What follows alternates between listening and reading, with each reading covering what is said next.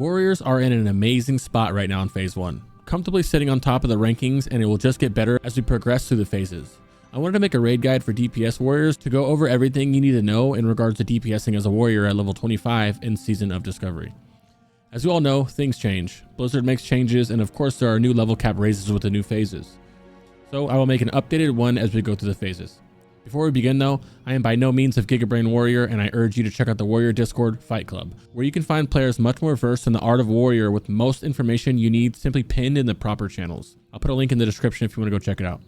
Also, I stream over on Twitch at twitch.tv/CrixVibes if you want to hang out, ask questions, or just meet some new friends. I play a ton of classes and I intend to make guides on all of them. Let's get started. First off, on how warriors feel. As I said earlier, warriors are in a magnificent spot right now in terms of DPS. While slightly locked behind gear, as is every class, once you get a couple items and a weapon, you're ready to blast and do some very good damage. Of course, the more gear you get, the better the class will feel, since you not only do more damage, but you'll be gaining more rage as well, making the gameplay much more fluent. In my opinion, the rotation is much more fun than most all the other classes I've been playing, thanks largely in part to a rune called Consumed by Rage, which gives you 20% more melee damage for 12 seconds or for up to 12 swings after you get above 80 rage. This becomes a balancing act of trying to stay right around that 80 range threshold and dropping below and then back above it to keep this in rage for as long as you can. More on that later though. Wild Strikes is another fun mechanic for warriors. This is a rune that druids have that essentially acts like a Wind Fury proc, giving you a 20% chance at an extra swing on your weapon. And if you're dual wielding, the proc will only be on your main hand weapon. You'll find yourself fishing for these procs frequently throughout the raid, typically using Hamstring if you're dual wielding or Quick Strike if you're using a two-hander, while dumping rage for the Consumed by Rage rune. All this combined makes it for a pretty fun rotation in my opinion. Wild Strike acts as a weapon oil as well, so you will not be able to put a sharpening stone or anything on your main hand.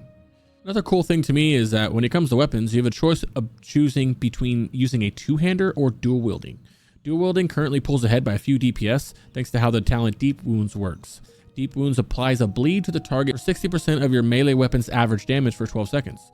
However, if you crit more, it'll add up to create an even stronger Deep Wounds, rather than just each crit refreshing Deep Wounds like it did in Classic. If you want more information on this, Guybrush from Fight Club has made a nice document on it, and I'll link it in the description. All that said, it's important to play whichever you like. If you prefer two-hand, then play two-hander, as they are so close to one another that it doesn't matter much. If you have a better two-hander than you do a dual-wield weapons, then just go two-hander. To know which one will do more damage for you, you can simply sim it to figure out. I'll link the sim in the description if you want to check it out. Both are pretty much on par with each other, like I said, plus there are certain fights that two-hand is better on for. For example, Baron is immune to bleeds, Lady Cereves and Lorius Jet are excellent cleave fights, and two-handers are slightly better for cleaving. So really, it honestly is play what you want and don't worry about falling behind. This is one of my favorite things about warriors, having the option to swap back and forth whenever you want with no penalty on talents. Since you can run the same talents for both two-hander and dual wield, you'll just need to swap one of your runes, which we will go over in the rune section. For consumables, there is a ton that you can get, with some of them making you do more damage, while the other ones just kind of make you tankier, and one can even give you more rage. Elixir of Ogre's Strength and Scroll of Strength rank 2, which gives you 1 more strength. There's also a Horde only strength buff that gives you 10 strength if you turn in 4 blood shards. None of these buffs stack with each other, so you can only have one of the strength buffs. For agility, you have Elixir of Lesser Agility or Scroll of Agility rank 2, which gives you 1 more agi for 30 minutes. There's also a Horde only agi buff for 10 agility if you turn in 4 more blood shards. Once again, these do not stack with each other, so you can only have 1 of the agi buffs. Heavily Crocodile Stew is your best option for a food buff. This gives you 8 stamina and 8 spirit. A good cheap alternative is 6 stam, 6 spirit one called Goblin Deviled Clams. There's a ton of the 6 stam ones. Those are just the cheapest ones, and that's what I get every time if I don't have the 8 stam ones. Rage potions are extremely important and also pretty cheap. These will give you a huge chunk of rage, which will help a lot. I use these if I'm hurting on rage and want to pop above the 80 rage threshold for my Consumed by Rage rune. Black Fathom Sharpening Stone is only needed if you are dual wield, and if you are, you'd put this on your offhand. This gives you 2% hit for 30 minutes. This does not stack with Wild Strikes from a Druid, which is why I say just to put it on your offhand so that your main hand can get Wild Strikes. Boggling Root is a consumable that you can farm up yourself, or you can just buy on the auction house. This will increase your physical damage by 1 for 10 minutes. Not a huge buff, but free damage is always good, right? These next few consumables won't help your damage out, but they are more defensive ones to help you be a little more tanky, which is always nice in case you pull aggro on a mob or two. Rumsey Run Black Label for 15 stamina, Strong Troll's Blood Potion that give you 6 health per 5 seconds, Elixir of Minor Fortitude that'll give you some extra health, Elixir of Defense, increasing your armor by 150, and both free action potions and shadow protection potions have niche uses in the raid, more particularly on Lord Kelris, or if you pull aggro on a whole bunch of mobs, you can fap it. For stat priority, you want to go hit, strength, crit, agility, and then stamina and everything else. Hit is the most important stat that we can get. This obviously makes us hit more often, thus doing more damage and generating more rage, so pretty important. The hit cap is 6%, and there are some things that you can get to help you close that gap. There's a 3-piece set in the raid that you can obtain if you want for 1 extra hit. There's also a sharpening stone that you can use only if you're dual wield and on your offhand, and also some crafted pieces that you can craft as well. Speaking of dual wield, you also have a dual wield hit penalty for using a weapon in your offhand, meaning you need, I think it was 14% hit for your hit cap on your offhand in phase 1. I could be completely wrong on the 14%. Someone can correct me in the comments if so. Strength is our other main stat that you'll be looking for on most, if not all, of your gear. This will make you do more damage. Crit will obviously make you do more damage as well, making you gain a ton more rage. Agility is nice, which will give you even more crit, as well as slightly increase your armor and your dodge. For talents and runes, this is the best talent build, and it's the same regardless of if you're two-handing or dual wielding, with the only difference is that dual wield uses single-minded fury rune and two-handers use quick strike rune instead. Your first point will go into cruelty in the fury tree, as this gives you 1% crit, which is very nice, as this can give you more damage, proc deep wounds, and of course give you more rage. Your next 3 points into improved rend. This is largely to unlock deep wounds, which requires all 3 points of improved rend. But also rend is decent rage spent, since even though it's not much damage, it's a decent rage spender for when you're dumping rage, and it's better than no damage, I guess. Next 3 points into improved heroic strike, just to reduce the rage cost of heroic strike the times that you do press it. This is not a great talent, but there's not really anything else that's worth it. Your next 2 points into improved charge, as this will give you 6 more rage when you charge, which will be all the time. Next 2 points into tactical mastery. These are just filler talents, but can be handy if you need to ever swap stances to pick up adds or whatever else. The next 3 points will go into deep wounds, which is one of your main talents, and it does very good damage, especially if you're dual wielding. This makes your crit put a bleed on the target, dealing 60% of your average weapon damage over 12 seconds. As we mentioned earlier, the more you crit, it'll add up to create an even stronger deep wounds, rather than each crit just refreshing deep wounds like it did in original classic. The last 2 points you can put into improved overpower to increase its chance to crit by 50%, making your frequently used ability crit quite often. As we're going down the fury tree, I know that there's some people out there going down to pick up improved cleave and then picking up like embridled wrath and improved battle shout along the way, but that seems kind of sus to get just to get some more cleave damage. Even on the fights that have a ton of cleave, it just feels awkward to sacrifice deep wounds and the other arms talents at this phase to cheese a couple fights. I'm not saying it won't work, because I'm pretty sure anything can work, but the first build is just largely what people are using and it's suggested. Runes are really straightforward regardless of what build or weapons you're using. For your chest rune, Raging Blow is the best option. This is a hard-hitting ability that deals 100% weapon damage, but can only be used while in rage, in berserker rage, or if blood rage is active. This is a nice talent because while under the enrage effects of your leg rune consumed by rage, you are able to use this. Flagellation is an alright rune, however in this phase you really only gain the damage bonus while under blood rage every 60 seconds, making you have 48 seconds of downtime without the buff. Once we get berserker rage next phase, we might see more use of this though. For legs, Consumed by Rage is the only leg rune worth using or mentioning. This is the focal point of a warrior right now. This makes you do 20% more damage for 12 seconds or for your next 12 swings whenever you go over 80 rage. This is not only an amazing rune, but it also adds some fun in the gameplay. Playing a balancing act of sorts to go above 80 rage to get that buff for 12 seconds, then fall back under 80 rage, then back above it again to try and have the enrage up full time. This pairs extraordinarily well with your chest rune Raging Blow, since you can't use Raging Blow unless you're in rage, which the Consumed by Rage buff is an enrage. For your glove rune, this will depend largely if you're two-handing or you're dual wielding. If you're dual wielding, simply use Single-Minded Fury, which will make you deal 10% more damage while dual wielding, but also make you move 10% faster, which is pretty dope. If you're using a two-hander, the best option is Quick Strike. This requires a two-hander and does great damage, while also benefiting from and triggers all effects associated with Heroic Strike, like the improved Heroic Strike talent. This is just used almost as a filler when you're above 80 rage and you're two-handing and need to dump rage to fall back under the 80 rage threshold for Consumed by Rage. For phase 1 gearing, both two-hand and dual wield have pretty much the same gear. Two-hand prefers the strength bow rather than the agi gun. They also can use the Twilight Avengers boots to complete the 3-set, and obviously they use the epic two-hander.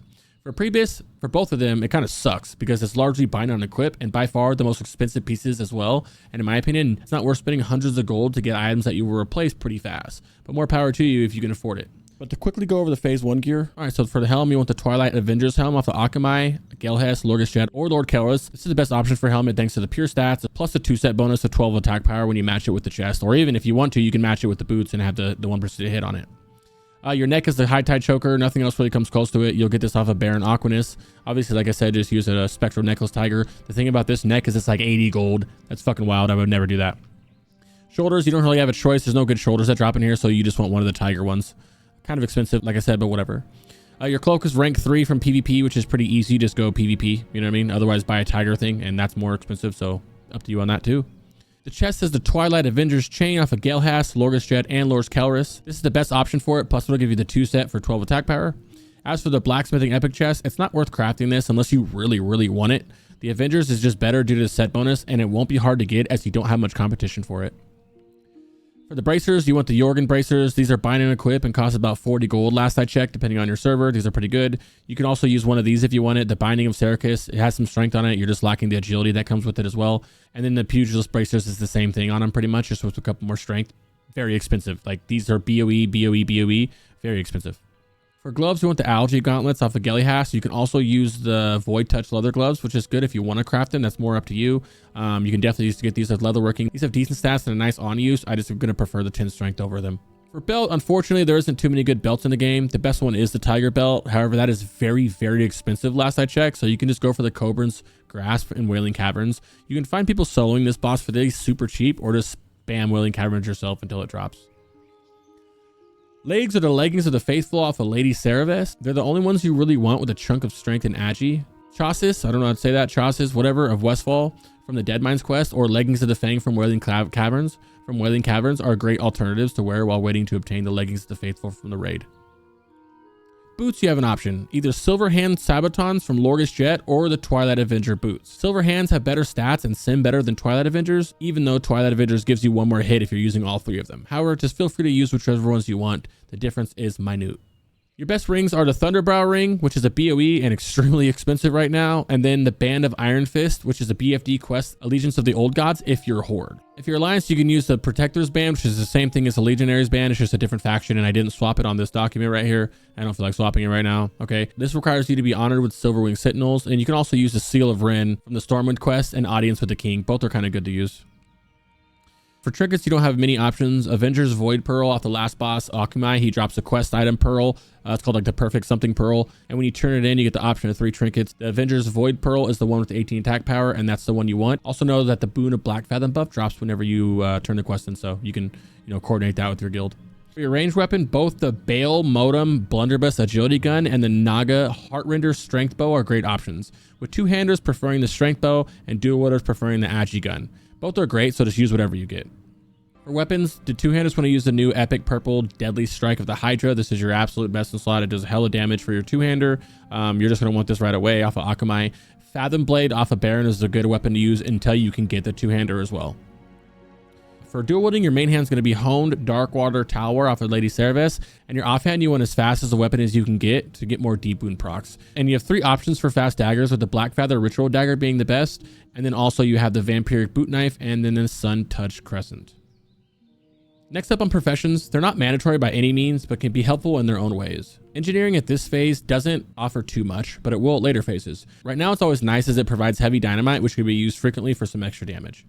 With leatherworking, you can craft the Epic Gloves, Void Touch Leather Gloves, which can provide some extra hit, as well as a pretty powerful on use that increases your attack speed by 10% on a 10-minute cooldown.